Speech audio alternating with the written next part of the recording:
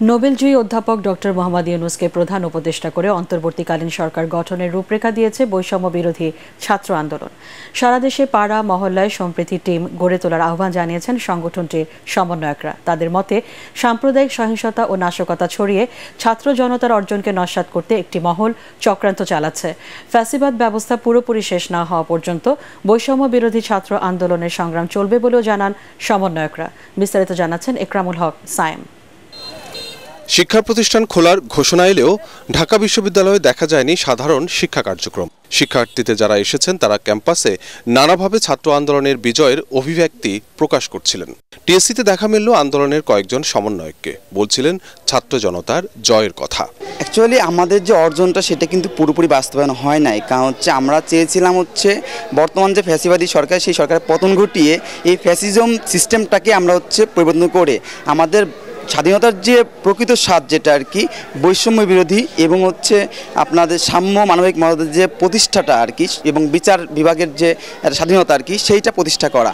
আমাদের প্রস্তাবিত যে জাতীয় সরকার, সেই জাতীয় সরকার যদি গঠন করে তাহলে আমরা মনে করব যে আমাদের যে অর্জনটা সেটা কিছুটা হলেও সফল হবে। স্কুল কলেজ খুলে দিলে কোনো ধরনের শিক্ষার্থী কোনো ধরনের সহিংসতা জড়াবে না বলে আমি বিশ্বাস করি, কারণ তারা প্রত্যেককে অধিকার সম্বন্ধে সচেতন।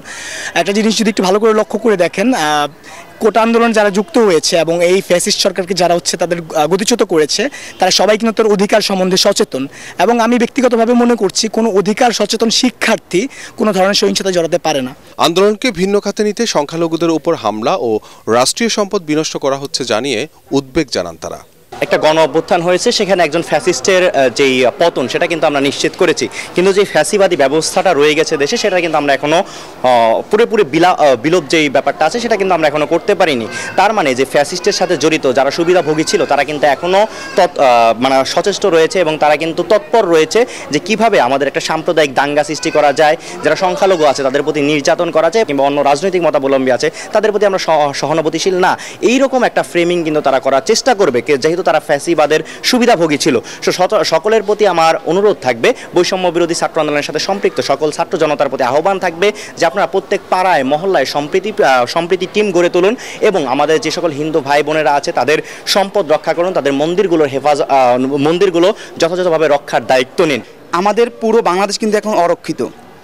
সারা বাংলাদেশে দেখতে পাচ্ছি বিভিন্ন জায়গায় সহিংসতা হচ্ছে এবং আমাদের সংখ্যালঘু সম্প্রদায় তারাও তাদের জানমাল নিয়ে কিন্তু নিরাপত্তাহীনতায় ভুগতেছেন এবং আমাদের যে রাষ্ট্রীয় সম্পদ সেখানেও কিন্তু কিছু লুটপাট হচ্ছে।